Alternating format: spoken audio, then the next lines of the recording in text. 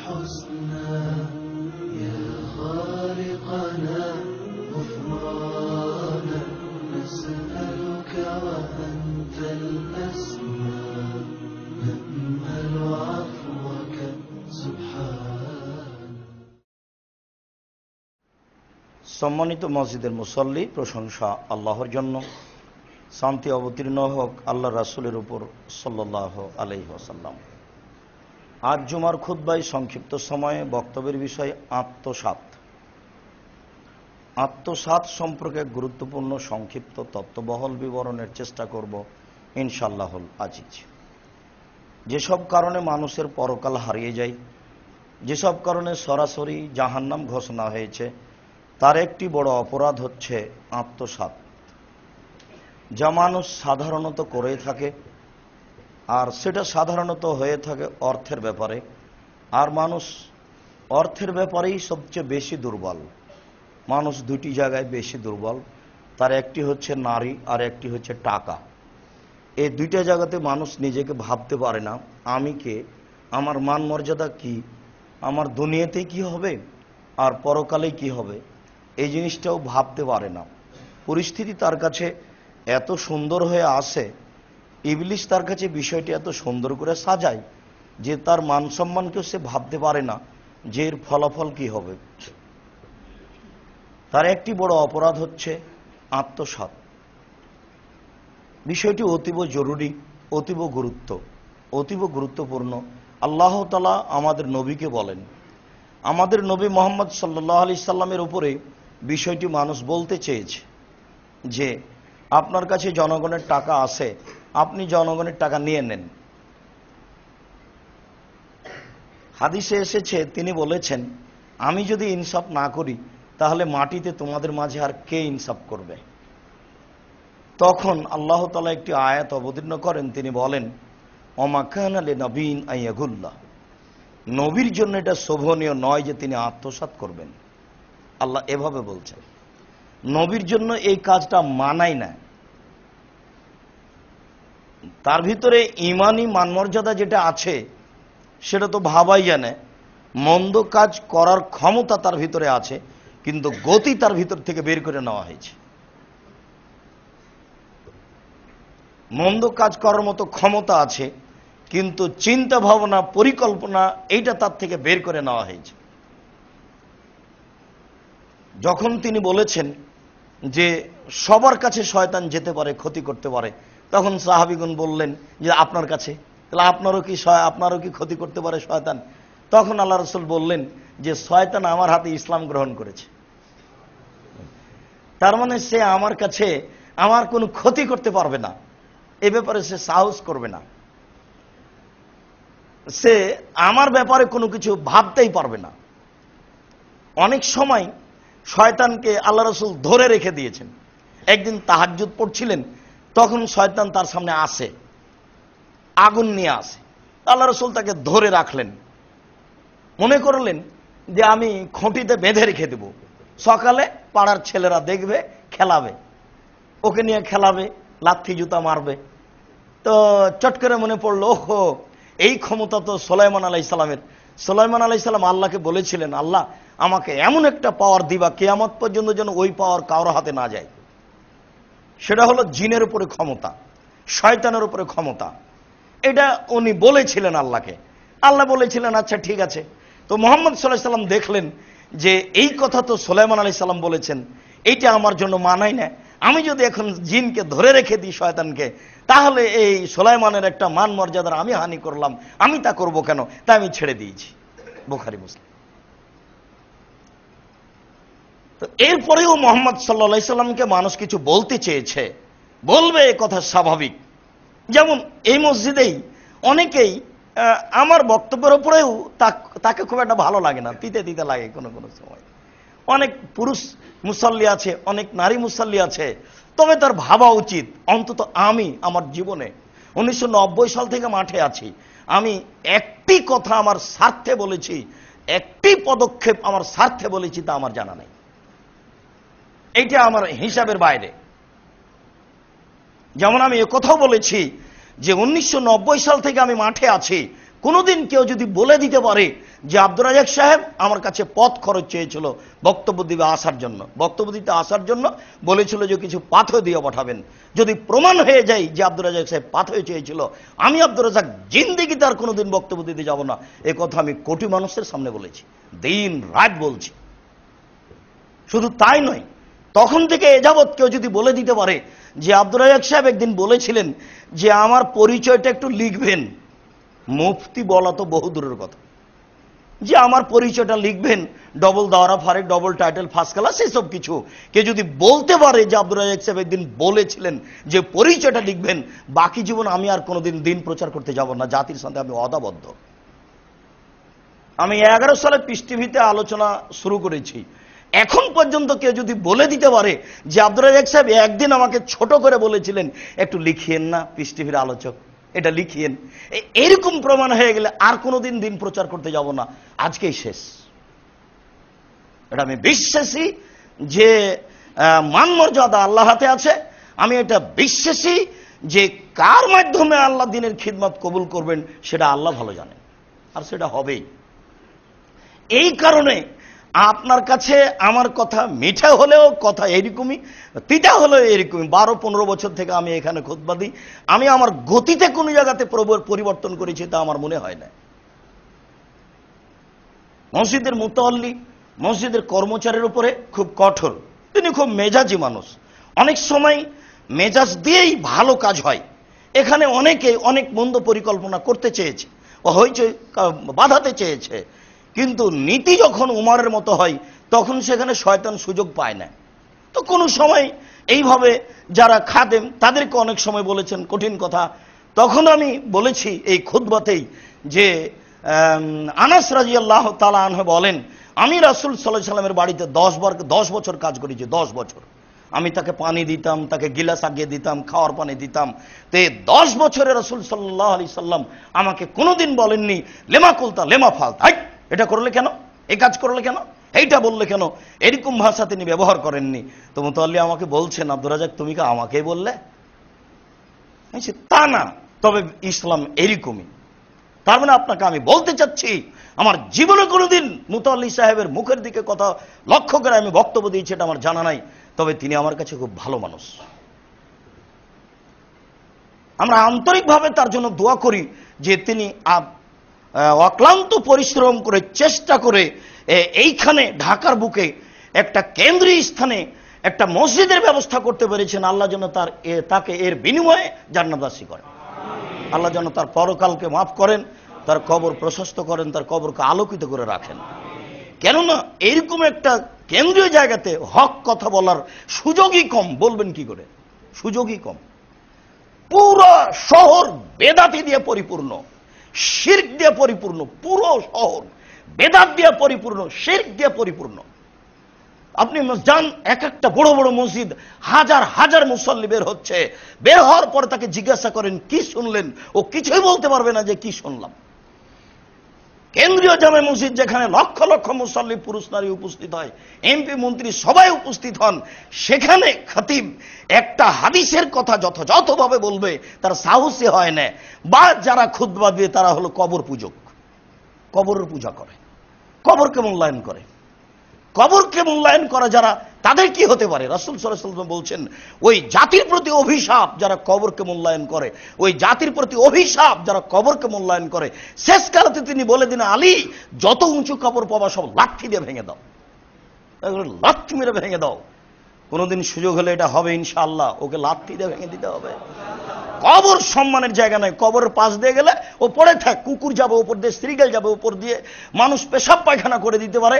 আপনি পাশে গিয়ে বলবেন আসসালামু আলাইকুম আহলা দিয়ারিল মুমিনিনা ওয়াল মুসলিমিনা ওয়াইনা ইনশাআল্লাহ বিকুম লাহিকুনা, আপনাদের প্রতি আল্লাহর পক্ষ থেকে শান্তি অবতীর্ণ হোক, আমরা অচিরেই আপনাদের একজন। আল্লাহ আপনাদের প্রতি আমাদের প্রতি নিরাপত্তা অবতীর্ণ করুক, এছাড়া কোনো কথা নেই। কবরের সাথে আপনারা তো ভালোবাসা কেন?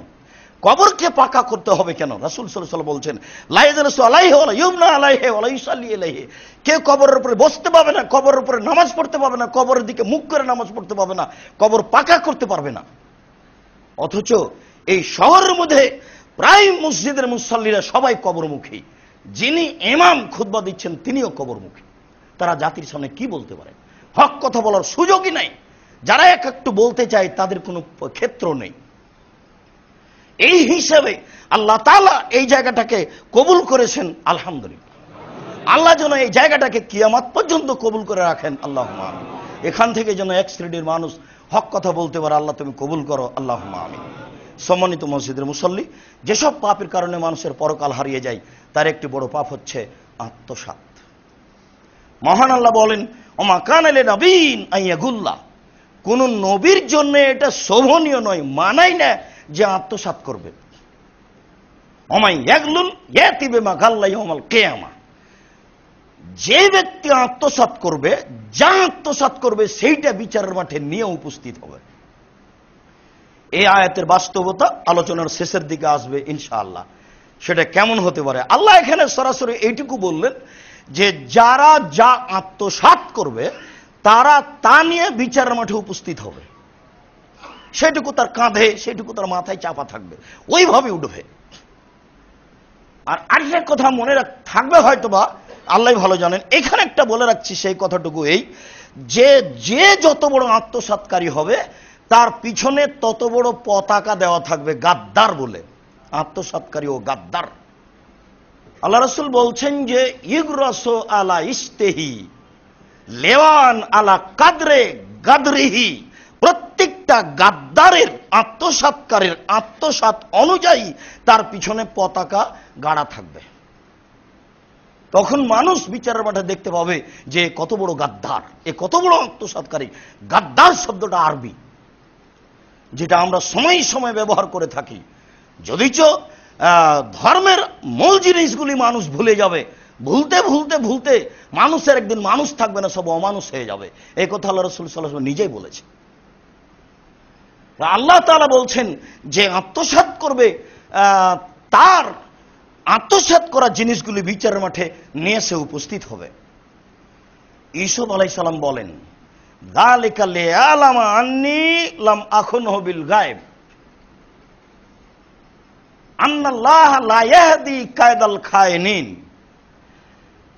যখন আজিজ মিশরের বাদশা স্বপ্নে দেখলেন যে 7টা তাজা সবুজ ধানের শীষ 7টা শুষ্ক পাকা ধানের শীষকে ধরে খাচ্ছে, 7টা মোটা তাজা গাভী 7টা চিকন পাতলা গাভীকে ধরে খাচ্ছে। এইটা স্বপ্নে দেখলেন। বিষয়টি তাকে ভাবিয়ে তুলল, এটা কেন, এইভাবে আমি স্বপ্ন দেখলাম কেন, এর ফলাফল কি হতে পারে, কে বলতে পারে, কে বলতে পারে? একজন বলল যে জেলখানায় একজন লোক আছে, সে বলতে পারে। তো যাও তাকে জেলখানা থেকে ডেকে নিয়ে আসো। তখন উনি বললেন যে জি না, আগে বাদশাকে বলো মেয়েদের ঘটনা যেটা ছড়িয়েছিল সে তার অবস্থা কি, আমি বের হবো কোন জেল থেকে, আগে তাকেই স্বীকৃতি দিতে হবে মাটির ওপরে আমি এইসব খেয়ানত করিনি। তিনি আমাকে সম্মান করে জায়গা দিয়েছিলেন তার বাড়িতে, আমি তার বাড়িতে থাকতাম, খেতাম। আমায় যখন জুলাইখা বলেছিল সব দরজাগুলি বন্ধ করা হয়েছিল, সে বলেছিল হাই তালাক, এইসব তুমি আমার সাথে জেনায় লিপ্ত হও, তখন আমি বলেছিলাম মাআযাল্লাহ, আমি আল্লাহকে ভয় করি, আমি আল্লাহর কাছে আশ্রয় চাচ্ছি। চোরে শোনে না ধর্মের কথা, সে জোর করে যখন আমাকে ধরলো তখন আমি দৌড় দিলাম। দরজাগুলি এমনি খুলে গেছে যা বলা হয়, যা বোঝা যায়। তবে বলা হয়েছে সব দরজাগুলি বন্ধ করা হলো, বোঝা যাচ্ছে অনেক দরজা বন্ধ করা হয়েছিল, হয়তো ঘরের মধ্যে ঘর ছিল, খুব নির্জন অবস্থা ছিল, যা বোঝা যাচ্ছে অনেকগুলি দরজা বন্ধ করা হলো। তারপরে আমাকে বলল এইসব তুমি আমার সাথে জেনায় লিপ্ত হও। তখন এইসব বলেছিলেন আমি আল্লাহর কাছে আশ্রয় চাই। এরপরে সে আমাকে মানেনি, জোর করে ধরতে চেয়েছিল, আমি জোর করে ঘর থেকে বের হয়েছি, আমি আগে আগে বের হয়েছি আর সে আমার পিছে পিছে বের হয়েছে। গেটেই ছিল আজিজ দেশের বাদশাহ জুলাইখার স্বামী। জুলাইখার স্বামী বলল যে এই যে আপনার বাড়ির কাজের লোক, সে আপনার স্ত্রীর সাথে অন্যায় করতে চায়, তার কি শাস্তি হতে পারে? আপনি কি শাস্তি উল্লেখ করবেন? আমি জুলাইখা বলছি ওকে যথাযথ পিটন দিতে হবে, নইলে জেলখানায় বন্দি করতে হবে। বাদশাহ ভাবলেন স্ত্রীর গতি যা, তাতে একটা কিছু করাই লাগে। তিনি বুঝতে পারতেন এই ছেলে খুব সম্মানী ভদ্র ছেলে, তাকে মারি কি করে। তার দুইটা কথার একটা গ্রহণ করে জেলখানায় তাকে দেওয়া হলো। 12 বছর জেলে থাকলেন তিনি, সেই নিয়ে আর কোনো কথা নেই, জেলে তিনি থাকলেন। তবে ওই সময়তে বাদশাহ বলেছিলেন, এইসব আরে জান হাজা, তুমি নিজেকে ফিরিয়ে নাও বিষয়টি থেকে। তিনি বিষয়টি ভাবতে পারছিলেন। অবশ্য ওই সময়তে যখন জুলাইখা বলেছিল যে এর শাস্তি কি হতে পারে, আরে আপনি কি শাস্তি উল্লেখ করবেন, আমি বলছি তাকে যথাযথভাবে পিটন দিতে হবে, নইলে জেলখানায় বন্দী করতে হবে। ওই সময়তে ইউসুফ আলাইহিস সালাম মুখের উপরে বলেছিলেন, হে আরাদাতনি, আমি কেন তাকে বলবো, সে আমাকে ফুসলানোর চেষ্টা করেছে, সে আমাকে ভুল পথে নিয়ে যাওয়ার চেষ্টা করেছে, আমি তার কথাতে রাজি হইনি। অনেক কিছু হলো, এরপরে তো জেলে আছেন। একদিন বাদশাহ স্বপ্নে দেখলেন এই ঘটনা, ঠিক আছে যাও তাকে বের করে নিয়ে আসো। তখন তিনি বললেন, আমি বের হবো কেন, যাও বাদশাকে বলো গা মেয়েদের ঘটনা কি, যারা হাত কেটে দিয়েছে তাদের অবস্থা কি, জুলাইখার অবস্থা কি। তখন এবার বাদশাহ বলছেন, বলো জুলাইখা ঘটনা কি। তখন জুলাইখা বলছে, আনারাহত অন্যহমিনা সা দেখিন, আমি তাকে ফসলিয়েছিলাম, সে সত্যবাদী মানুষ। এতদিন পরে 12 বছর পরে কথা প্রকাশ পেল, বিপদে পড়েছেন, এতই তাড়াতাড়ি হয়ে যাবে? আপনি এত ভাবেন কি করে? একজন নবী 12 বছর বিপদে পড়ে জেলে থাকেন, 12 বছর পরে তার কথা বের হয়ে আসে, ঠিক না বে ঠিক? আর আপনি খুব তাহাজ্জুদ পড়েন, এই জন্য 1 ঘন্টায় হয়ে যাবে? ইসলামে এরকম নয়, আল্লাহর কাজ এত সহজে হয় না, ভাবতে ভাবতে ভাবতে ধীরে ধীরে হয়। তাই ইউসুফ আলাইহিস সালাম বলছেন, দালিকা লিয়ালামা, আমি কেন জেলে থেকে গেলাম, আমি পৃথিবীবাসী জেনে নেই, আন্নি লাম আখনু বিল গায়েব, আমি বাদশাহ আজিজের খেয়ানত করিনি। আমি সব বলছি, আজিজ মিশরের বাদশাহ আমাকে তার বাড়িতে রেখেছিলেন, আমি তার স্ত্রীর সাথে অন্যায় করিনি, আমি খেয়ানত করিনি। তার মানে এই কাজটাকে তিনি আত্মসাৎ খেয়ানত বলে বলতে চাচ্ছেন। তার মানে তিনি তো আমাকে ভালো ছেলে বলেই ভালো থাকতে দিয়েছেন, ভালো খেতে দিয়েছেন। তিনি কি কোনো সময় মনে মনে বলেন যে হয়তো বা ইউসুফ কোনো সময় তার ভুল বুঝাবুঝিতে জুলাইখার সাথে অন্যায় করতেও চাইতেও পারে, এমনটা হতে পারে, তার ভিতরে কোনো সময় এটা দাগ কাটতেও পারে, এটা মানুষের হয়ে যায়। নইলে যখন আয়েশার অপবাদ ছড়িয়ে গেল, আয়েশা আর আয়েশার খালা বাহির থেকে একসাথে আসছেন, চট করে তার খালা কাপড়ে বেঁধে পড়ে গেছে, পড়ে উঠেই বলছে যে মেস্তা ধ্বংস হোক। আয়েশা রাদিয়াল্লাহু আনহা চোটেন, হ্যাঁ খালা আপনি মেস্তাকে ধ্বংসের কথা বলেন কেন? মেস্তা হচ্ছে বাদরি সাহাবী, বাদরি লোক আপনি চিনেন, যারা বদরের যুদ্ধে উপস্থিত হয়েছে, তাদের ব্যাপারে আল্লাহ বলেছেন তারা যা করুক আমি আল্লাহ তাদের পাপ ক্ষমা করে দিয়েছি, আপনি মেস্তাকে ধ্বংসের কথা বলছেন কেন? তখন তার খালা বলছেন, ধুর মেয়ে, তুমি জানো কি ঘটনা ঘটিয়েছে? কি ঘটনা ঘটিয়েছে? মেস্তা বলেছে তুমি নাকি জেনা করেছো অমুক অমুকের সাথে। নাউজুবিল্লাহ মিন জালিক। আমার আব্বা জানেন? হ্যাঁ জানেন। আমার আম্মা জানেন? হ্যাঁ জানেন। আচ্ছা ঠিক আছে, আমি আপনার এখানে থাকবো না, আমি বাড়ি ফিরে যাই। বাড়ি পৌঁছানো হলো। মাঝে মধ্যে আল্লাহ রাসূল আসেন আর বলেন কেমন আছো, আর কিছু বলেন না। তখন থেকে আমি ভাবছিলাম ব্যাপারটা কি, শুধু খালি বলেন কেমন আছো। তাই এক পর্যায়ে তিনি জিজ্ঞাসা করলেন উমুক উমুককে যে আচ্ছা আয়েশা কেমন মেয়ে? তাহলে ভিতরে একটু দুর্বলতা আছে যে আয়েশা কেমন মেয়ে, অমুক বলো তো কেমন মেয়ে, বাড়িরা তুমি বলো তো কেমন মেয়ে। তখন বাড়িরা রাদিয়াল্লাহু আনহু বলেন আয়েশা তো ভালোই মেয়ে, একটা বুদ্ধির অভাব দেখি যে রুটি বানামেতে আটা রেডি করেছে, আটা সেনেছে, আটা সেনে ওই রান্নাঘরে আটাটা রেখে গিয়ে ঘুমিয়ে গেছে, রুটি বানাতে হবে এই খেয়াল নেই, ছাগল এসে খেয়ে নিয়েছে, এইটা ভুল। তখন আল্লাহ রাসূল বলেন এটা তো আর তেমন কোনো ভুল হলো না, তা আলী তুমি বলো। তখন আলী বলছেন আরে ওসব ছাড়েন, আয়েশা কি একাই পৃথিবীতে মেয়ে নাকি, ওকে বাদ দিয়ে আরেকটা বিবাহ করতে হবে। এক একজন মানুষের এক এক গতি দেখেন। রাসূল সাল্লাল্লাহু আলাইহি সাল্লাম পরিস্থিতি দেখে বললেন আমার পরিবার নিরাপদে আছে, আমি এ ব্যাপারে কোনো দুর্বলতার আশ্রয় নিই না। তখন 23 দিন পরে 29 দিন পরে আয়াত নাজিল হয়ে গেল। আয়াত যখন নাজিল হয়ে গেল তো ওই সময়তে যেটা আমি বলতে এসেছি সেটা হচ্ছে যে এক পর্যায়ে আল্লাহ রাসূল বলেন আয়েশা তুমি যদি অন্যায় করে থাকো তাহলে বলো যে অন্যায় করেছি, আর যদি না করে থাকো তাহলেও বলো যে আমি করিনি।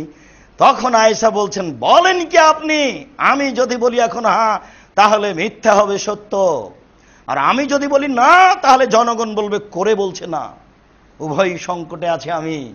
বলেন কি আপনি, আমি যদি এখন বলি হ্যাঁ তাহলে মিথ্যা হবে সত্য, আর আমি যদি বলি না তাহলে জনগণ বলবে করে বলছে না, অতএব আমি ধৈর্য ধারণ করি। আমার ধৈর্য ইউসুফের বাপের ধৈর্যের মতো। ইউসুফের বাপ ধৈর্য ধারণ করতে পারেন, ছেলে আমার জেলে আছে। কোথায় জেলে আছে? বাপ, আমি একজন নবী, বেঁচে আছি। তার ধৈর্য আমার ধৈর্য। এই ঘটনা, ওই ঘটনা হচ্ছে ইউসুফ আলাইহিস সালাম বলছেন যে জেনে নেক যে বাদশাহ আমি অন্যায় করিনি, আমি খেয়ানত করিনি। তিনি বললেন যে ওয়ান্নাল্লাহ লা ইয়াহদি কায়দাল খায়নিন, যারা খেয়ানত করে আত্মসাৎ করে আল্লাহ তাদেরকে সঠিক পথ দেখান না। আত্মসাৎকারী বড় অপরাধী। আবু হুরায়রা রাদিয়াল্লাহু তাআলা আনহু বলেন, রাসূল সাল্লাল্লাহু আলাইহি ওয়াসাল্লাম বলেছেন, লা ইয়াগুল্লু আহাদুকুম হিনা ইয়াগুল্লুহু মুমিন ইয়াকুম ওয়া ইয়াকুম, সাবধান, তোমরা কেউ আত্মসাৎ করো না। যখন মানুষ আত্মসাৎ করে তখন তার ভিতরে ঈমান থাকে না। হেডমাস্টার ছাত্রর টাকাটা পকেটে করে নিয়ে বাড়ি চলে গেলেন, মাছ কিনে নিয়ে গেলেন একটা বড়। হেডমাস্টার বুঝতে পারলেন না যে এটা কত বড় আত্মসাৎ। চেয়ারম্যান মেম্বার তো বুঝেই না। আপনাকে আমি শতদিন বলেছি, চেয়ারম্যান মেম্বার যদি বুঝতেন এটা কত বড় বিপদ, তাহলে জাতির সামনে দাঁড়িয়ে হাত জোড় করে বলতেন, জাতি, দায়িত্ব আছে, আমার ভুল হয়েছে, আমি ছেড়ে চলে গেলাম, আপনারা আমাকে মাফ করেন। আমাদের বাড়ির পাশে আমার বাপের 10 শতক জমি আছে, সেইটুকুতে চাষ করে বেগুনের গাছ গেড়ে বেগুন বিক্রি করে বাজারে বিক্রি করে খাবো, আমি এই কাজ করব না। এই কথা তিনি বলতেন। কিন্তু তার অজ্ঞতার কারণে, তার নির্বুদ্ধিতার কারণে, তার হিতাহিত জ্ঞান না থাকার কারণে জাতির সামনে তিনি এরকম করছেন। যারা যেখানে দায়িত্বে আছেন বোধগম্য নেই যে এই অপরাধ কেমন অপরাধ। সম্মানিত মসজিদের মুসল্লি, আপনি ধারাবাহিকভাবে দেখুন। আবু হুরায়রা রাদিয়াল্লাহু তাআলা আনহু বলেন, রাসূল সাল্লাল্লাহু আলাইহি ওয়াসাল্লাম বলেছেন, আয়াতুল মুনাফিকের সালাসা, মুনাফিকের চিহ্ন 3টি। 1, ইযা হাদাসা কাযাবা, কথা বললে মিথ্যা বলে। 2, এই যে ওয়াদা আখলাফা, ওয়াদা করলে খেলাপ করে। 3, ওই যে উতুমেনা খানা, কোন জিনিস যদি তার কাছে আমানত রাখা হয় তাহলে সে তা আত্মসাৎ করে। আত্মসাৎ করা হচ্ছে মুনাফিকের কাজ। আপনার ভালোভাবে জানা আছে, ইন্নাল মুনাফিকিনা ফিদ দারকিল আসফালি মিনান নার, যারা আত্মসাৎ করবে মুনাফিক যারা, তারা জাহান্নামের সবচেয়ে নিচে যাবে। যে যেখানে দায়িত্বে আছেন তারই আত্মসাৎ হয়।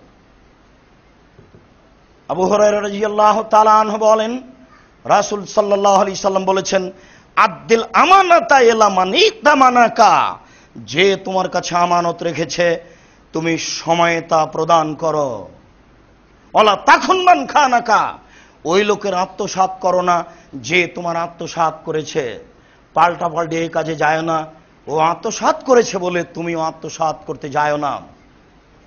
আনাস রাদিয়াল্লাহু তাআলা আনহু বলেন, কাল্লামা খাতাবানা রাসূলুল্লাহ সাল্লাল্লাহু আলাইহি সাল্লাম ইল্লা কালা, জীবনে আল্লাহ রাসূল যতবার খুতবা দিয়েছেন ততবারই বলেছেন, প্রায় খুতবাতেই বলেছেন। বলতে বলতে বলতে বলতে এক পর্যায়ে বলতেন, এইটা কি, লা ঈমানা লিমান লা আমানাতা লাহু, ওই লোকের ঈমান নেই যার আত্মসাৎ আছে। ওই লোকের ঈমান নেই যার আমানতদারি নেই। ওই লোকের ঈমান নেই যারা আমানতদারি নেই। ওয়ালা দীন লিমান লা আহাদা লাহু, ওই লোকের ধর্ম নেই যার ওয়াদা নেই। ওই লোকের ধর্ম নেই যার ওয়াদা নেই। ওই লোক ধর্মহীন যে ওয়াদা টিকাতে পারে না। আর ওই লোকের ঈমানই নাই যে লোকের আমানত নেই। উবাদা ইবনে সামিত রাদিয়াল্লাহু তাআলা আনহু বলেন, রাসূল সাল্লাল্লাহু আলাইহি ওয়াসাল্লাম বলেছেন, 6 শ্রেণীর মানুষকে আমি জান্নাতে নিয়ে যাব। 6 শ্রেণীর মানুষকে আমি জান্নাতে নিয়ে যাব। কিভাবে নিয়ে যাব সেটা আমার ব্যাপার। তার 1 শ্রেণীর মানুষ হচ্ছে ওয়াদ্দু জাউতুমিনতুম, তোমাদের কাছে আমানত রাখা হলে তা যথাসময়ে যথাযথভাবে পেশ করো। যারা আত্মসাৎ করে না, আমানতকে ঠিক মতো বাস্তবায়ন করে, আমি মুহাম্মদ সাল্লাল্লাহু আলাইহি সাল্লাম তাদেরকে জান্নাতে নিয়ে যাব। কিভাবে নিয়ে যাব সেটা আমার ব্যাপার। আব্দুল্লাহ ইবনে আমর রাদিয়াল্লাহু তাআলা আনহু বলেন, রাসূল সাল্লাল্লাহু আলাইহি ওয়াসাল্লাম বলেছেন, আরবাউন ইযা কুন্না ফিকা ফালা আলাইকা মা ফাতাকা মিনাদ দুনিয়া, যদি 4টা জিনিস তোমার মধ্যে থাকে তাহলে তোমার ইহকালও আছে, পরকালও আছে।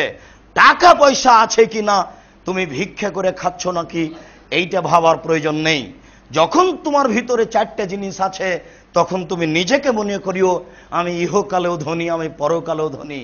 তখন তুমি মনে করিও আমি ইহকালেও ভালো, আমি পরকালেও ভালো। তার 1 নম্বর হচ্ছে হিফজ আমানাতিন, যখন তোমার ভিতরে আমানতের রক্ষা আছে, যখন তোমার ভিতরে আমানতের রক্ষা আছে। 10 বছর আগে যে টাকা দিয়েছিলেন একটু রাখো তো মসজিদের খাদেমের কাছে, 10 বছর পরে টাকাটা চাচ্ছি টাকাটা দাও তো, দেওয়ার সাথে দেখছেন যে ওই টাকাটাই তো দিচ্ছে। এই কথাও বলে না যে ওটা একটু খরচ হয়ে গেছে কয়দিন পরে দিব, এভাবে বলে না, ওই টাকাটাই দিচ্ছে। 4টে জিনিস আছে যার, ইহকাল আছে তার, 4টে জিনিস আছে যার, পরকাল আছে তার। 1 নম্বর হিফজ আমানাতিন, আমানতের রক্ষা।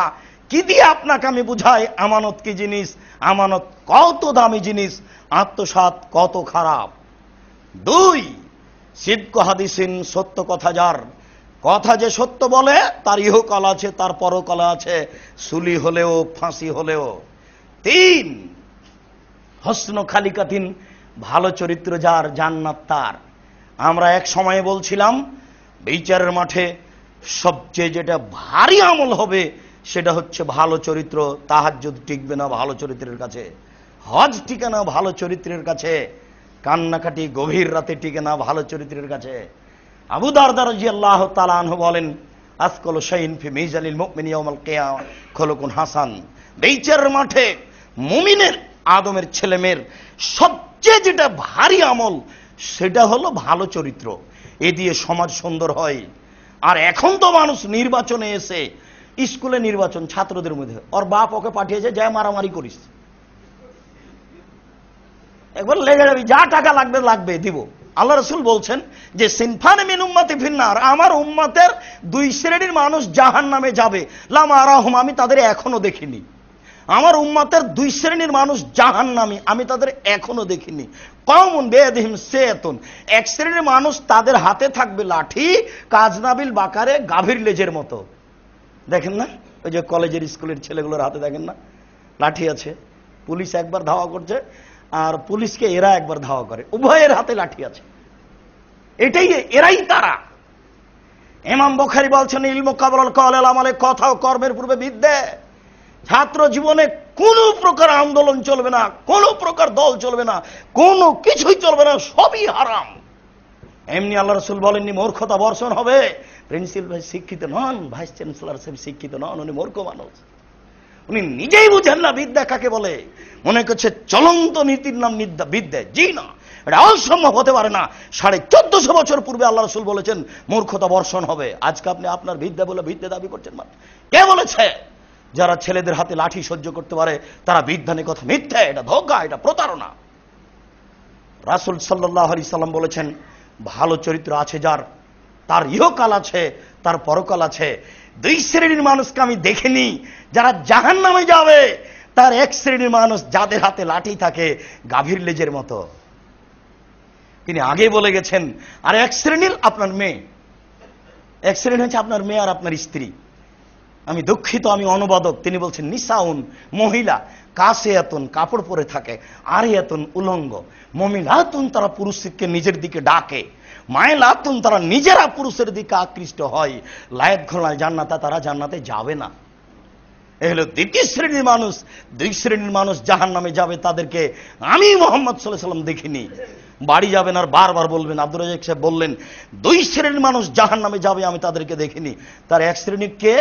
তার 1 শ্রেণীর যাদের হাতে লাঠি আছে গাভীর লেজের মতো। আর 1 শ্রেণীর কে? এসব নারী। রাসূল সাল্লাল্লাহু আলাইহি সাল্লাম বললেন 4টে জিনিস আছে যার, সবকিছু আছে তার। শেষে বললেন ইফাতুন ফি তাওমাতিন, বৈধ রুজি। বৈধ রুজির খুব প্রয়োজন। 18 বছর আগে বলা হয়েছে ব্রাকে জমি বিক্রি হারাম, চাকরি করা তো বহু দূরের কথা। এদেশে প্রায় 5,500 তার চেয়ে বেশি এনজিও আছে। যে কোনো এনজিওতে চাকরি করে ওই টাকা দিয়ে চাউল কিনে ভাত খেয়ে ইবাদত কবুল হবে না, নিশ্চিত হবে না, অবধারিত হবে না। এদেশের কোন ব্যাংকে চাকরি করে সেই টাকা দিয়ে চাউল কিনে ভাত খেয়ে ইবাদত কবুল হবে না। এটাই চূড়ান্ত। আপনাকে তিতা লাগলেও তাই, মিঠা লাগলেও তাই, আমার কিছু করার নেই, আমি দুঃখিত। সম্মানিত উপস্থিতি, বলছিলাম 4 শ্রেণীর মানুষের ইহকাল আছে, পরকাল আছে। তার 1 শ্রেণীর মানুষ হচ্ছে বৈধ রুজি যার। বৈধ রুজি খুব জোরালো, জটিল ব্যাপার। স্ত্রীর চাপে মানুষ টাকা ইনকাম করে, ছেলেমেয়ের চাপে মানুষ টাকা ইনকাম করে, স্ত্রীকে খুশি করার জন্য টাকা ইনকাম করে। স্ত্রীও বোকা মহিলা, বুঝতে পারে না, দেখো গো অবৈধ টাকা ইনকাম করো না, আমি গ্রামের মেয়ে, একটু লবণ ভাতে খুশি। এই কথা সে বলতে জানে না, মোটা শাড়ি পরতে পারে না, সে নিজেকে ভেবে চলে। তাহলে আপনিও ভেবে চলছেন, যান দুজনে একসাথে জাহান্নামে। জাহান্নামতে যেহেতু কাছে নেই, কাজে বুঝতে পারছে না যে জাহান্নামে যেতে হবে কিনা। যেই না ভুল হিসাব, রুজি টিকাতে না পারলে পরকাল হারাবেই। আমি শতবার বলেছি, আমি পরামর্শ দিয়েছি, বাপের জমিদারি আছে, বড় ব্যবসা করো যুবক, টাকা কম আছে কলা বিক্রি করে খাও, তার চেয়ে টাকা কম আছে চকলেট বিক্রি করে খাও, টাকায় যদি না থাকে দিন মজুরি করে খাও, মানুষের বাড়িতে কাজ করে খাও, 200 টাকা বলে 150 টাকা খাও, 50 টাকা রেখে দিও, যেদিন বৃষ্টি হবে কাজ হবে না সেদিন 50 টাকা খাও। তোমার স্ত্রী যদি 200 টাকায় খেয়ে নেয় তাহলে ও হস্তিনী, ও দিয়ে সংসার চলবে না, ও সংসার বুঝে না। সব টাকা একদিনই খেয়ে নিতে হয় না, তাহলে তাতে বরকত উঠে যাবে। বলেছি যদি দিন মজুরি করে খেতে না পারেন ভিক্ষা করে খান, ভিক্ষা করা টাকা দিয়ে চাউল কিনে ভাত খেয়ে ইবাদত কবুল হবে, ভিক্ষা করা টাকা দিয়ে চাউল কিনে ভাত খেয়ে ইবাদত কবুল হবে, ভিক্ষা করা টাকা দিয়ে চাউল কিনে ভাত খেয়ে ইবাদত কবুল হবে। শ্বশুরের কাছে টাকা নিয়ে, যৌতুক নিয়ে, ওই টাকা দিয়ে চাউল কিনে ভাত খেয়ে ইবাদত কবুল হবে না। আমি গালি দিনি, কাপুরুষ ব্যবহার হয় বীর পুরুষের মোকাবেলায়। বাপ বেটা শ্বশুরের কাছে ফার্নিচার নিতে হবে, এই কথা বুঝলে কি করে কাপুরুষ? বাপ বেটা ভিক্ষা করো, ভিক্ষা করে করে করে ফার্নিচার বানিয়ে বিবাহ করিও। শ্বশুরের কাছে ফার্নিচার নিতে হবে, টাকা নিতে হবে, মোটরসাইকেল নিতে হবে, এটা কি করে বুঝলে? 25 বছর যাবতে মেয়েটাকে রিস্ক নিয়ে লোকটা লেখাপড়া শিখিয়েছে। এই মেয়েটাকে নিয়ে কত টেনশনে রাত্রে ঘুম হয় না, একটা ভালো ছেলে কেমনে পাওয়া যায়, একটা ভালো ছেলে কেমনে পাওয়া যায়। 25-30 বছর মেয়ের বয়স, দিন কাটে না, রাত কাটে না।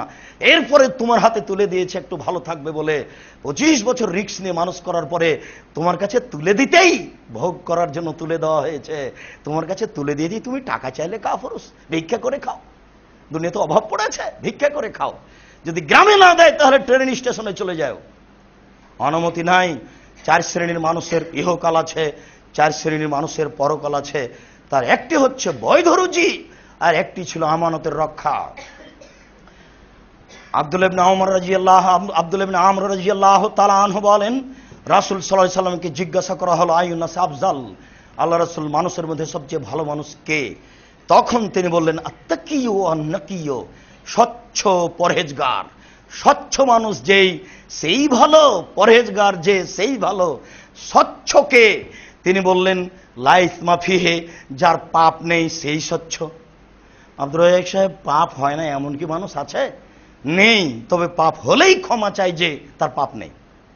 2, ওলা বাগিয়া, সীমা লঙ্ঘন নেই যার। বহুবার বলেছি, আপনাদের বাড়ির সামনে একটা কুঁড়ে ঘর ছিল, তুলে দিয়েছেন, এটা হলো বড় সীমা লঙ্ঘন।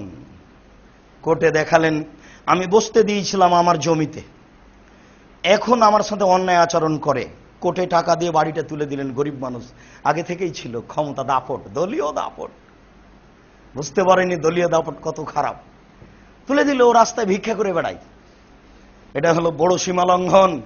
ছোট সীমা লঙ্ঘন হলো যে 100 মরিচ নিমের লোকটার কাছে 100 মরিচ, দাঁড়িপাল্লা হয়ে গেছে। আপনি দেখছিলেন যে মরিচটা কেমন, তা একটা হাতে করে আছেন, এই মরিচটা কোথায় রাখবেন?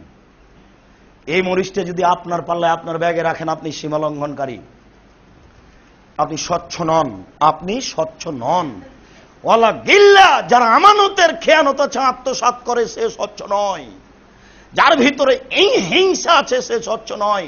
4টে জিনিস নেই যার, সেই স্বচ্ছ। পাপ নেই যার, 1, 2 সীমা লঙ্ঘন নেই যার, 3 আত্মসাৎ নেই যার, 4 হিংসা নেই যার। হিংসা এমনিতে হয়েই যায়, কেন জানি পাশের দোকানে বিক্রি হয়, আমার দোকানে বিক্রি হয় না, তখন হিংসা হয়েই যায়। তখন হিংসা করবেন কার কাছে? তাহলে তাকদীরের উপরে ভরসার অভাব আছে। রাতে উঠে 2 রাকাত সালাত আদায় করে আল্লাহকে বলতে হবে, আল্লাহ পাশের দোকানদারকে আমি ভালোবাসতে চাই, দয়া করে তুমি আমার ব্যবস্থা করো। মানুষ মাত্র হিংসা হয়েই যাবে, এটাই স্বাভাবিক। এরপরে প্রাণপণে চেষ্টা করতে হবে। আব্দুল্লাহ ইবনে আমর রাদিয়াল্লাহু তাআলা আনহু বলেন, কানা রাসূলুল্লাহ সাল্লাল্লাহু আলাইহি সাল্লাম ইজা আসাবাহু মিনাল মাগানিম, যখনই আল্লাহ রাসূলের কাছে কোনো গানিমত, 10-এর সম্পদ আসত, তখনই তিনি বলতেন বেলালকে, ফামারা বেলালান ফাদা ফিন নাস, বেলাল জনগণকে ডাকাও, ফায়াজিউনা বেগানাইমিহিম, জনগণ যার হাতে যে টাকা পয়সা এসেছে 10-এর সেটা নিয়ে উপস্থিত হতো।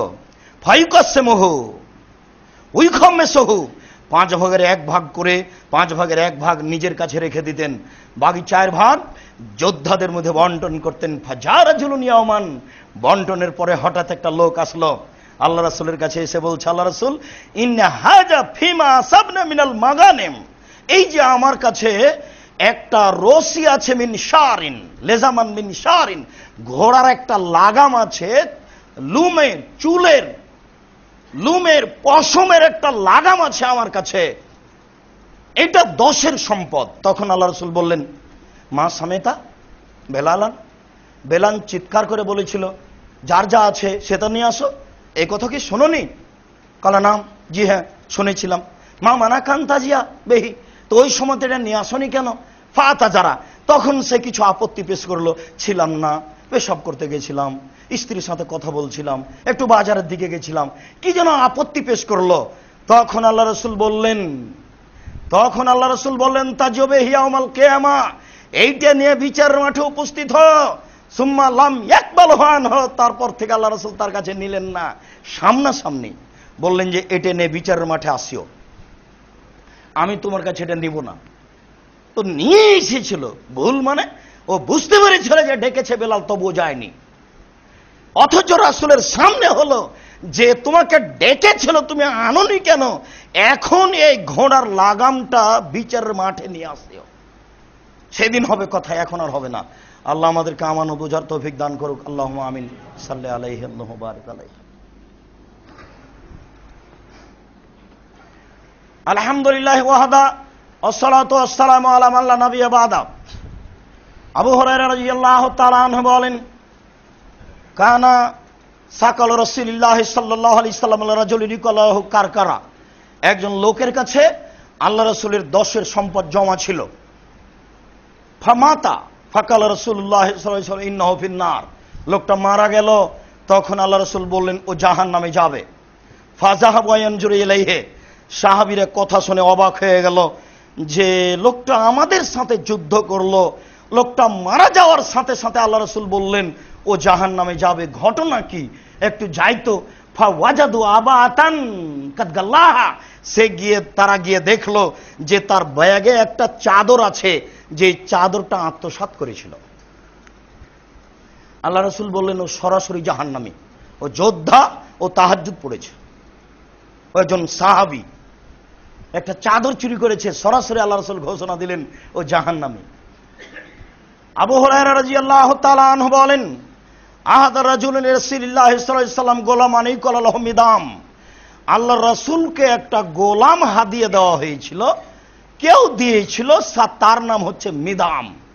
ইয়াহুত্তুরাহানাল রাসূলুল্লাহ সাল্লাল্লাহু আলাইহি ওয়াসাল্লাম, ও আল্লাহ রাসূলের হাওদাজটা ঠিক করছে।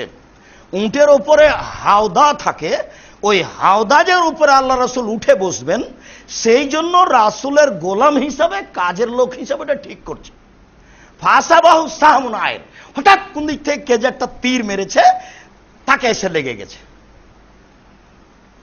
ফাকাতালাহু, তীর এসে লাগতে সে লোকটা মারা গেল, তীর এসে লাগতে লোকটা মারা গেল। ফাকালান নাস হানিয়াল্লাহুল জান্নাহ, তখন লোকেরা বলল, এ জান্নাতি, পীর সাহেবের তো খিদমত করে মারা গেছে, জান্নাতি। মানুষ বলছে না, পীর সাহেবের কাছে ছিল, খিদমত করে মারা গেছে। রাসূলের নিজস্ব গোলাম, রাসূলের উটের উপরে হাওদাজ ঠিক করছে, হাওদাটা ঠিক করছে, আল্লাহ রাসূল ওখানে উঠে বসবেন এই জন্য। হঠাৎ করে কোথা থেকে একটা তীর এসে লাগলো, তাতে মারা গেল। লোকেরা বলল, লোকটা ধন্য, লোকটা জান্নাতে যাবে, লোকটা ধন্য, লোকটা জান্নাতে যাবে। তখন আল্লাহ রাসূল বলছেন, কাল্লা, কখনো নহে, ইনি রাইতুহু ফিন-নারে, আমি তাকে জাহান্নামে দেখছি। ওয়াল্লাযী নাফসি বিয়াদিহি, আল্লাহর কসম, আমি মুহাম্মদ বলছি, আল্লাহর কসম, আমি মুহাম্মদ বলছি, আল্লাহর কসম, ইন্না সামলাতা আল্লাতী আখাযাহা মিন খায়বারা মিনাল মাগালিম তাল্লাম তুসিবাল মাকাসিম, ও খায়বারের যুদ্ধে যেসব টাকা পয়সা কাপড় চোপড় পাওয়া গেছিল, তার মধ্যে থেকে একটা চাদর নিয়ে নিয়েছিল, যেটা ভাগ হয়নি, ভাগের পূর্বেই একটা চাদর নিয়ে নিয়েছিল। লা তাস্তালু আলাইহিন নারা, এই চাদরটা তার উপরে জাহান্নামের আগুনকে খেপিয়ে তুলেছে। এই চাদরটাই তার উপরে জাহান্নামের আগুনকে খেপিয়ে তুলেছে। ফালাম্মা সামিয়া যালিকা নাস, যখন জনগণ এই কথাটা শুনলো, ফাজাবে সেরাকিন অসেরাকায়নে, তখন যার কাছে যা একটু ছিল, একটা জুতার ফিতা বা দুইটা জুতার ফিতা, মানে একেবারেই কম, 2 টাকা 1 টাকা এরকম ছিল। এবার রাসূলের কাছে নিয়ে এসে বলছে, আল্লাহ রাসূল, এই জুতার ফিতাটা আমার কাছে থেকে গেছিল। আল্লাহ রাসূল, এই চাদরটা আমার কাছে থেকে গেছিল, আমি এটা অল্প মনে করেছি, 2টা খেজুর, এই 2টা খেজুর থেকে গেছিল, ভাগ করার আগে আমার কাছে থেকে গেছিল। আল্লাহ রাসূল বলছেন, সেরাকুন ফিন্নার ও সেরাকানে ফিন্নার, একটা জুতার ফিতা যে আত্মসাৎ করেছে সেও জাহান্নামে যাবে, 2টা যে করেছে সেও জাহান্নামে যাবে। এমপি, মন্ত্রী, চেয়ারম্যান, মেম্বার, মসজিদের মুতাল্লি, গ্রামের সরদার জানে না 10-এর পয়সা কি জিনিস। খুব কঠিন। 1 বস্তা গম, না না নয়, 1 বস্তা নয়, 1 কেজি, না না নয় 1 কেজি নয়, 100 না, 100 নয়, একটা গম আপনার চোখের সামনে, একটা গম 10-এর মধ্য থেকে আপনার গমের মধ্যে চলে এসেছে, এটা আপনি দেখলেন, আপনি চুপ থাকলেন। এখন যদি হজ করতে চলে যান, বাকি জীবন যদি কাঁদেন, এই পাপ ক্ষমা হয়ে যায়, তাহলে ইসলাম ধর্ম মিথ্যা। একটা গমের আত্মসাৎ যদি ক্ষমা হয়ে যায়, ইসলাম ধর্ম মিথ্যা।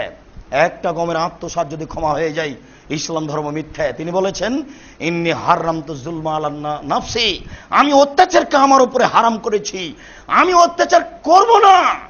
এবছর যদি হজ করতে চলে যান উনি, বাকি জীবন যদি কাবা ঘরে গিলাপ ধরে কাঁদেন, এক সময়ে বলবেন, ও দায়িত্বশীল হেডমাস্টার সাহেব, জনগণের ছাত্রদের টাকা আত্মসাৎ করেছিলেন, জেনা ছিল আমার ব্যাপার, জেনা যত বড়ই পাপ হোক না কেন, চুরি ছিল আমার ব্যাপার, সে যত বড়ই পাপ হোক না কেন, সুদ ছিল আমার ব্যাপার, সেটা যত বড়ই পাপ হোক না কেন, আমি এটা ক্ষমা করে দিয়েছি। টাকা যে আমার নয় গো, ওটা জনগণের, জনগণকে আগে দাও, তারপরে ক্ষমা। ওটা ক্ষমা হবে না, ওটা খুব কঠিন জিনিস। আত্মসাৎ খুবই কঠিন জিনিস, আত্মসাৎ খুবই কঠিন জিনিস, আত্মসাৎ খুবই কঠিন জিনিস, যার ফলাফল সরাসরি জাহান্নাম।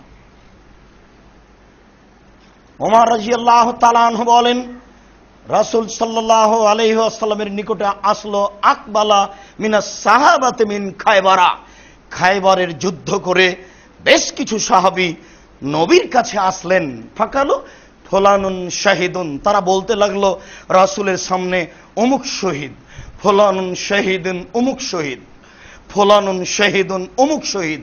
ফামাররু আলা রাজুলিন, বলতে বলতে একটা লোকের কথা বলে ফেললো, অমুক শহীদ। তখন আল্লাহ রাসূল বললেন, কাল্লা, কখনো নহে, ইন্নী রাহিতু ফিন্নার, আমি তাকে জাহান্নামে দেখছি। কাদ গাল্লা আবাতান, একটা চাদর চুরি করেছে। বুখারী মুসলিম। এই ছেলেরা যে দিনরাত বলছে অমুক শহীদ, ও কি জানে কে শহীদ? সব মূর্খ এরা, এদেরকে যারা পড়ায় তারাও মূর্খ, এরা যেই সমাজে চলে ওরাও মূর্খ। আপনাকে আমি কি দিয়ে বুঝাই? সাহাবীগণ বলছেন যে অমুক শহীদ, মানে সব যোদ্ধা, সবাই আল্লাহ রাসূলের সাথে যুদ্ধ করেছেন, তাবুকের যুদ্ধ। সাহাবীগণ বলছেন অমুক শহীদ, অমুক শহীদ, বলতে বলতে বলছেন যে অমুক শহীদ। তখন আল্লাহ রাসূল বলছেন, কাল্লা, কখনো নাই, বলো কি, আমি তাকে জাহান্নামে দেখতে পাচ্ছি, সে একটা চাদর চুরি করেছে। নেন এবার বলেন, আপনার ছেলে বলছে অমুক শহীদ অমুক শহীদ, কেউ কিছু জানে না, খাই পায়খানা করে দিন কাটায়, কেউ হিসাব করে না, শরীয়তের কেউ 5 পয়সা দামও দেয় না, এমনিতেই চলছে, এমনিতেই তাহাজ্জুদ পড়ে, এমনিতেই হজ করে, এমনিতেই প্রতি বছর উমরা করতে যায়, টাকা আছে তাই উমরা করতে যায়, একটুকু ভাবে না যে এটা হচ্ছে কি না। উমরা করতে, হজ করতে গিয়ে আবার 25-30 বার উমরা করেছে, বাপের নামে মায়ের নামে, একবার এসেছি, একবারে জীবন যা আছে সবকে পার করে নিব, এই জন্য গেছে। আচ্ছা যদি তাই হয়, তা আল্লাহ রাসূল বলেন, আব্দুর রহমান জি, তোমার বোন আয়েশাকে একটু তানিমে নিয়ে যাও, ওর তওয়াফটা বাকি আছে হায়েজের ঋতুর কারণে, ওকে ইহরাম বাঁধিয়ে তওয়াফটা করিয়ে নাও। তো উনি তার বোনকে আয়েশাকে নিয়ে গেলেন তানিমে, ইহরাম বাঁধিয়ে তওয়াফ করিয়ে নিলেন। কিন্তু তিনি তো বললেন না যে আমি তানিমে গিয়ে ইহরাম বেঁধে তওয়াফ করেছি। ও আব্দুর রহমানের লাগে না, আপনার লাগে? আল্লাহ রাসূল তো একবার বললেন না যে আব্দুর রহমান তুমিও তওয়াফ করে নিও, তুমি একটা উমরা করে নিও, তুমি ওখানে ইহরাম বাঁধিও, সব নিজের মতো চলছে এমনিতেই, দিন রাত দায়িত্বশীল আত্মসাৎ করছে যে যেখানে আছে, যে যেখানে আছে, গ্রাম্য সর্দার সহ, আপনার এই স্কুল কলেজ বিশ্ববিদ্যালয় সহ, প্রাইভেট স্কুল সহ, যে যেখানে আছে সে সেখানে আত্মসাৎ করছে। আপনার মসজিদের একজন মহিলা মুসল্লি বলছে, ভাই আমি তো প্রাইভেট স্কুলের দায়িত্ব পালন করতাম, মাঝে মধ্যে ছাত্র ছাত্রী টাকা আমার হাতে দিত, প্রতিষ্ঠানের সুবিধা অসুবিধাই, সেটা আমি কিছু রেখে দিতাম। এখন কি হবে? এখন যা হবে, যত ছাত্রের কাছে টাকা নিয়েছেন ফিরিয়ে দেন, এখন আর কি হবে? সেটা যে সম্ভব নয়, সেটা সম্ভব নয়। তাহলে এখন কি করবেন? রাসূল সাল্লাল্লাহু আলাইহি সাল্লাম বলছেন, পৃথিবীর মানুষ ওই দিন আসার আগে সবকিছু করে নাও, যেই দিন তোমার হাতে কোনো টাকা পয়সা থাকবে না, কেউ কারো কাছে ক্ষমা নিতে পারবে না। মান সম্মানের ব্যাপারে যদি কিছু হয়ে থাকে, লেনদেনের ব্যাপারে যদি কিছু হয়ে থাকে, ক্ষমা নাও। বড় মানুষকে, চাচাকে, গ্রাম্য মুরব্বীকে কারণবশত ধমকে বলেছ, জান আপনি কি বুঝেন, এই কথাটা মুরব্বীকে উপেক্ষা করা হয়েছে, এই কথাটা মুরব্বীকে উপেক্ষা করা হয়েছে। আজকেই ক্ষমা নিতে হবে মুরব্বীর কাছে, আজকেই মুরব্বীকেই মূল্যায়ন করতে হবে, এ কথাই ঠিক। বয়স্ক মানুষকেই মূল্যায়ন করতে হবে, এ কথা ঠিক। আপনাকে আমি কথাটা কি দিয়ে বুঝাই, আপনার পীর সাহেবের কথা কি দিয়ে চলে? মুহাম্মদ সাল্লাল্লাহু আলাইহি সাল্লাম ধর্মের কাছে নিজেই জিম্মি। আমি আপনাকে দিন রাত বলেছি, পৃথিবীতে একজন মানুষের কথা চলে যার নাম মুহাম্মদ সাল্লাল্লাহু আলাইহি সাল্লাম। পৃথিবীতে একজন মানুষের কথা চলে যার নাম মুহাম্মদ সাল্লাল্লাহু আলাইহি সাল্লাম। এরপরে আপনাকে বলছি, মুহাম্মদ সাল্লাল্লাহু আলাইহি সাল্লাম নিজেই ধর্মের কাছে জিম্মি। মুহাম্মদ সাল্লাল্লাহু আলাইহি সাল্লাম নিজেই ধর্মের কাছে জিম্মি, তিনি কিছুই করতে পারেন না। একদা তার ডান দিকে আছে ছোট ছোট বাচ্চা, বাম দিকে আছে বড় বড় মানুষ, উমর, আবু বকর, সিদ্দিক সবাই আছেন। এক গ্লাস পানি পান করার পরে কিছু রেখে দিয়েছেন, এখন এই গ্লাসটা দিতে হবে ডান দিকের মানুষকে। ডান দিকে বসে আছে ছোট বাচ্চা শিশু শ্রেণীর, আর বাম দিকে বসে আছেন ভাইস চ্যান্সেলর। ভাত যে দিবেন, পরিবেশন করবেন, কার প্লেটে দিবেন? আপনার ছেলে যদি বাচ্চার প্লেটে দেয়, তাহলে আপনি তো বলবেন, না না কি করছো, আগে ভাইস চ্যান্সেলর প্লেটে দাও। তার মানে আপনি তো আর জানেন না কিছু, আপনি তো একটা মূর্খ মানুষ, আপনি তো অজ্ঞ। ও তো আল্লাহ রাসূল 1450 বছর পূর্বে বলেছেন যে মূর্খতা বর্ষণ হবে। আমরা জানি যে বৃষ্টি বর্ষণ হয়, আল্লাহ রাসূল বলছেন মূর্খতা বর্ষণ হবে। আপনার ভাইস চ্যান্সেলর কেন, বাম দিকে যদি মুহাম্মদ সাল্লাল্লাহু আলাইহি সাল্লাম বসে থাকেন, তবে ওখানে ভাত দেওয়া যাবে না। ভাত কোন প্লেটে আগে দিতে হবে? ডান প্লেটে। তখন আল্লাহ রাসূল ছোট ছোট বাচ্চাগুলিকে বলছে, ও আমার আদরের ছোট ছোট বাচ্চা, তোমরা যদি আমাকে একটু অনুমতি দিতে, তাহলে বাকি পানিটুকু আমি বাম দিকের বড় মানুষকে দিতাম। দেখেন, পৃথিবীর সবচেয়ে বড় পাওয়ারফুল মানুষ অনুমতি চাচ্ছে ছোট বাচ্চাদের কাছে। তার মানে অনুমতি ছাড়া তিনি বাম দিকে দিতে পাবেন না। উপর থেকে বলে দেওয়া হয়েছে, সপ্তম আকাশের উপরে যিনি আসন গ্রহণ করে থাকেন, তিনি বলেছেন কাজ হবে ডান দিক থেকে। তাই মুহাম্মদ সাল্লাল্লাহু আলাইহি সাল্লাম নিজের ধর্মের কাছে নিজেই জিম্মি। ধর্ম আপনার পীর সাহেব দিয়ে চলে, কি দিয়ে চলে? যার কথাতে ধর্ম চলে, নিজেই জিম্মি তার ধর্মের উপরে। ছোট্ট বাচ্চাগুলির কাছে অনুমতি চাচ্ছে, ও আমার আদরের বাচ্চারা শোনো, তোমরা যদি আমাকে একটু অনুমতি দিতে, তাহলে গিলাসটা বাম দিকের বড় মানুষকে দিতাম। তখন বাচ্চাগুলি বলছে, আল্লাহ রাসূল, আপনার অবশিষ্ট পানি পান করার ব্যাপারে কি আর কাউকে প্রাধান্য দিতে পারি? জি না, কাউকে দেব না, আমরাই পান করবো। আচ্ছা ঠিক আছে, না। বুখারী মুসলিম। সম্মানিত মসজিদের মুসাল্লি, আত্মসাৎ বড় কঠিন। খালা বিনতে কায়েস রাদিয়াল্লাহু তাআলা আনহা বলেন, রাসূল সাল্লাল্লাহু আলাইহি সাল্লাম বলেছেন, ইন্না রিজালান ইয়াতাখাওয়াজুনা ফি মালিল্লাহি রাসূলিহি, নিশ্চয় মানুষ ডুবে যায় আল্লাহ এবং আল্লাহ রাসূলের সম্পদে, অবৈধ সম্পদে মানুষ ডুবে যায়। যে যেখানে আছে দায়িত্বে, যে যাই ইনকাম করছে, ছোট হোক আর বড় হোক, পিয়ন হোক আর জজ ব্যারিস্টার যে হোক না কেন, যে যেখানে পয়সা ইনকাম করছে, সে সেখানে ভুল পথে নেমে যাচ্ছে। ফালাহুন নার ইয়াউমাল কিয়ামা, তার জন্য জাহান্নাম বিচারের মাঠে, তার জন্য জাহান্নাম বিচারের মাঠে। খাওলা রাদিয়াল্লাহু তাআলা আনহা বলেন, আল্লাহ রাসূল বলেছেন, ইন্না হাযাল মালা ইন্না হাযিহিল আমওয়াল খাজিরাতুন হুলওয়াতুন, টাকা মিঠে জিনিস। দুইটা জিনিস মানুষের কাছে মিঠে, নারী এবং টাকা। টাকা মিঠে জিনিস। ওয়াইন আখাযাহু বিহাক্কিহি, টাকা যদি যথাযথভাবে ইনকাম করে, বুরেকা লাহু, তাতে বরকত দেওয়া হবে। টাকা যদি হক পথে ইনকাম করে তাহলে তাতে বরকত দেওয়া হবে। আপনি বুঝেন আর না বুঝেন, কেননা আপনাকে আমি বলেছি, আয়েশা রাদিয়াল্লাহু তাআলা আনহা বলেন, আল্লাহর নবী মরে গেলেন তখন অর্ধসা সোয়া কেজি আটা বাড়িতে ছিল। খায় রুটি বানায়, খায় রুটি বানায়, খায় রুটি বানায়, অনেক দিন খেলাম, আটা শেষ হয় না। তা আমি মনে করলাম একদিন মেপে দেখি তো কতটি আছে, মাপার পরে দেখি আর নাই। তার মানে মাপলে বরকত উঠে যায়। মেপে রান্না করতে হবে, যেটা আছে সেটা মাপা যাবে না। বুখারী মুসলিম। আপনাকে দেখাতে চাচ্ছি যে বরকত ভিন্ন জিনিস। রাসূল সাল্লাল্লাহু আলাইহি ওয়াসাল্লাম বলছেন, বৈধভাবে যদি কেউ টাকা ইনকাম করে, রিকশা চালিয়ে খাবো, আপনি বিশ্বাস করেন এটাই ঠিক। বইয়ের মুখের দিকে তাকিয়ে অবৈধ টাকা ইনকাম করব না। মসজিদের মুসল্লি আপনাকে আমি কি দিয়ে বুঝাই? ব্যর্থ জাতির সামনে জাতিকে হক কথা বুঝাতে পারলাম না।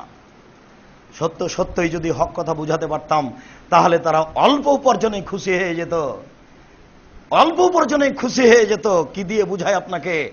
দিন মজুরি করে খাওয়া অনেক ভালো, রিক্সা চালিয়ে খাওয়া অনেক ভালো।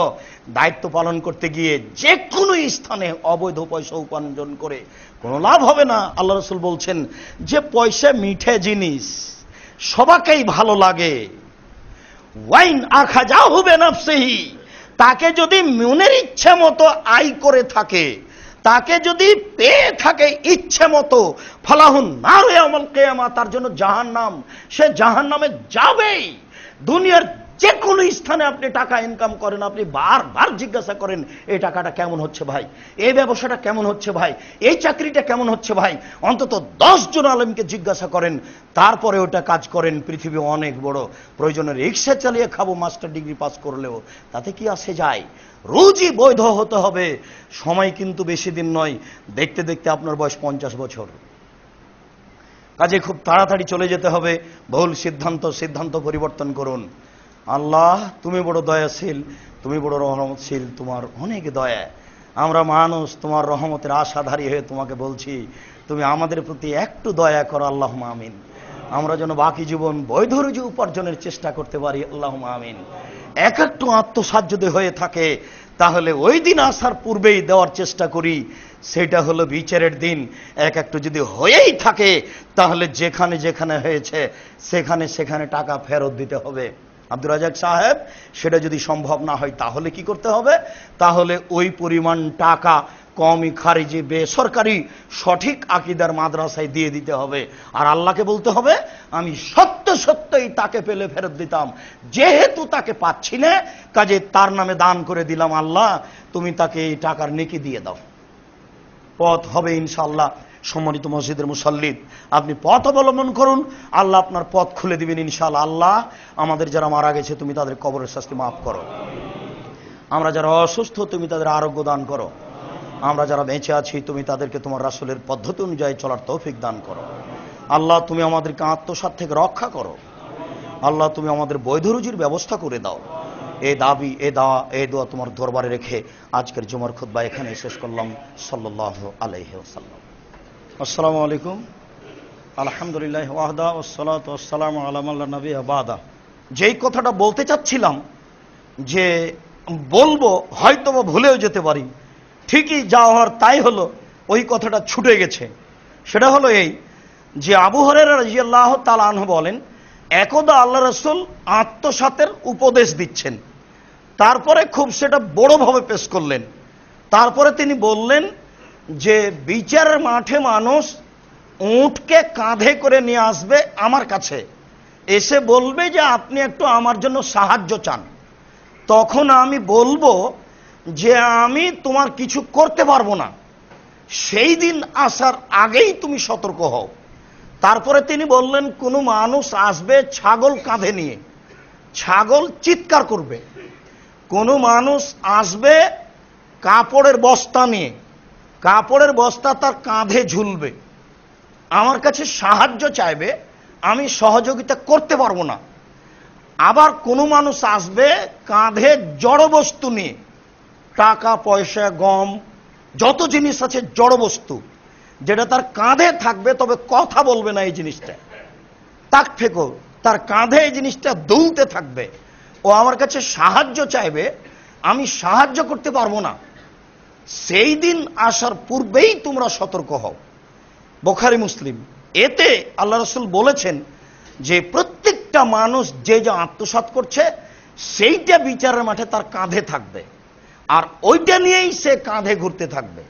যেই কথাটা আপনারা আগেই শুনেছেন যে কেউ যদি অর্ধ হাত জমি আত্মসাৎ করে তাহলে অর্ধ হাত জমি বিচারের মাঠে ওই 7টা জমিন তার কাঁধে তুলে দেওয়া হবে। এটা বুখারী মুসলিমের হাদিস।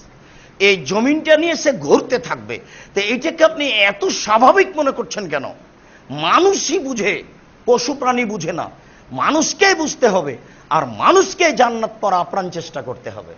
সম্মানিত মুসল্লি, আপনারা আমার দ্বীনি ভাই, আমি যদি আপনার সাথে কথা বলতে লেগে কোন জায়গাতে আপনি কষ্ট পান তাহলে আমি আপনাকে কষ্ট দিতে চাইনি। আমি আপনার দ্বীনি ভাই। কোন জায়গাতে যদি কথা আপনি মনে করেন যে এইভাবে বললেন কেন আব্দুর রাজ্জাক সাহেব, এইভাবে বললে হতো, তাহলে আপনি বুঝবেন যে এটা আমার বুঝতে ভুল। আমি আপনারটাই বলতে চাচ্ছিলাম। আপনারটা বলতে আমার কোনো আপত্তি নেই, তবে আপনাকে আমি এতটুকু বলতে চাচ্ছি যে আমার বলাতে কোনো স্বার্থ নেই। যদি কোনো জায়গাতে আপনার কষ্ট হয়, ব্যথা লাগে, তাহলে বুঝবেন যে আপনি যেভাবে বলা চাচ্ছিলেন আমিও সেভাবেই চাচ্ছিলাম, কিন্তু আমার কাছে বলা হয়নি। তবে আপনার সাথে আমার আন্তরিকতার অভাব নেই। সম্মানিত এই মসজিদের মুসল্লি, যারা এই মসজিদে আসেন তাদেরকে আমরা খুব ভালোবাসি।